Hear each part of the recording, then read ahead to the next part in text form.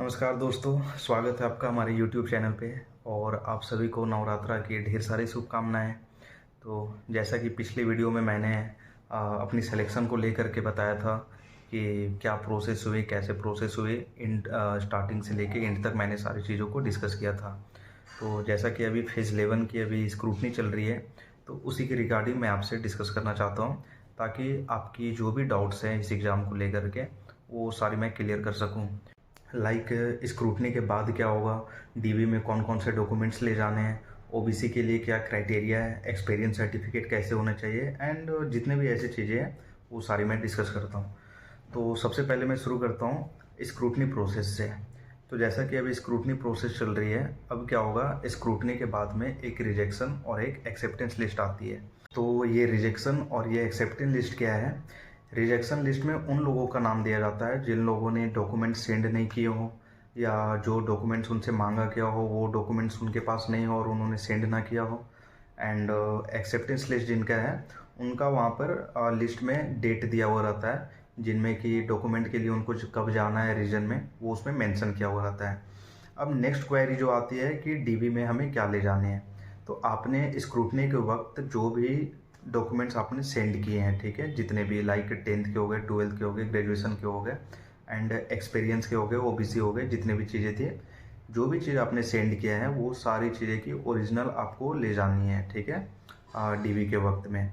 अब ऐसे में बहुत सारे लोगों का क्या होता है कि प्रोविजनल में कुछ लोगों को रखा जाता है, जैसे कि किन्हीं का ओबीसी क्लियर नहीं रहता है, किन्हीं का पासिंग डिग्री नहीं रहता है, तो उन लोगों को प्रोविजनल में डाल दिया जाता है। बट इसमें कुछ वरी करने वाली बात नहीं है। आप डीवी के वक्त जब जाएं तो आप अपना ओरिजिनल जो पासिंग सर्टिफिकेट है वो अपना निकलवा लें, एंड ओबीसी की जो है सर्टिफिकेट वो भी अपना ले जाएं। एंड डीवी के वक्त बेसिकली क्या प्रॉब्लम आती है कि एक्सपीरियंस बहुत सारे लोगों को जो मांगा जाता है वो वहाँ पे डीवी के वक्त वो शो नहीं कर पाते हैं, या फिर फेक कंपनी से एक्सपीरियंस वो बनाए हुए रहते हैं। तो ऐसे में क्या होता है कि एसएससी वाले उन्हें रिजेक्ट भी कर देते हैं एंड डिवार्ड भी कर देते हैं। अभी कुछ दिन पहले आरटीआई किया गया था, जिसमें कि 28, हाँ मेरे ख्याल से 28 स्टूडेंट को डिवार्ड कर दिया एसएससी ने इसी रीजन से। या तो उन्होंने फेक जगह से, फेक कंपनी से बनाया हुआ था एक्सपीरियंस। नेक्स्ट इशू आती है ओबीसी में। तो ओबीसी का ये क्राइटेरिया है कि एसएससी की सिलेक्शन पोस्ट की जब नोटिफिकेशन आई हुई थी तो उस समय आपका ओबीसी सर्टिफिकेट बना होना चाहिए। बहुत लोग क्या करते हैं कि जब रिजल्ट आने के बाद वो अपना ओबीसी बना करके ले जाते हैं, तो वो आपका वहाँ पे वैलिड नहीं होगा। ओबीसी आपका क्रूशियल डेट में ही होनी चाहिए। नेक्स्ट जो क्वेरी थी वो थी कि सर मैंने 3-4 पोस्ट में क्वालिफाई किया, अलग अलग रीजन से मैंने क्वालिफाई किया हुआ है, तो अगर मैं एक रीजन को ज्वाइन करता हूँ तो नेक्स्ट जो वैकेंट सीट बच रही है अलग अलग रीजन की, तो वो सीट का क्या होता है। तो बेसिकली एसएससी सिलेक्शन पोस्ट ही ऐसा एक एग्ज़ाम है जिसमें कि एडिशनल रिजल्ट एसएससी देता है। तो जैसे कि आपने नॉर्थ वेस्टर्न रीजन या फिर ईस्टर्न रीजन या फिर नॉर्दर्न रीजन या सेंट्रल रीजन, 3-4 रीजन से मान लो आपने क्वालिफाई कर रखा है। अब आप जाओगे तो किसी एक रीजन में ज्वाइन करने के लिए, तो बाकी की जो रीजन बच गई, सीटें जिसमें वैकेंट हो गई, तो एसएससी क्या करता है, रिस्पेक्टिव जो रीजन है वो अपना एडिशनल रिजल्ट निकालता है, ठीक है, वैकेंट सीट को फुलफिल करने के लिए।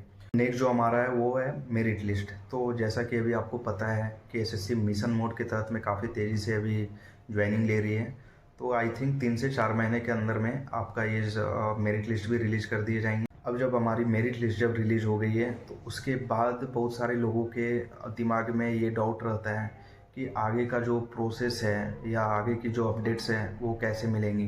तो एसएससी क्या करता है, आपने जो भी जीमेल आईडी अपना प्रोवाइड किए हुए हैं तो एसएससी आपके गिवन जीमेल आईडी में मैसेज करेगी, ठीक है, अपडेट्स आपको देंगी। उसमें क्या रहेगा, आपके एक अटेस्टेशन फॉर्म रहेगा, मेडिकल सर्टिफिकेट रहेगा जो कि आपको चीफ मेडिकल ऑफिसर से बनवाना पड़ेगा, एंड आपका एक कैरेक्टर सर्टिफिकेट रहेगा।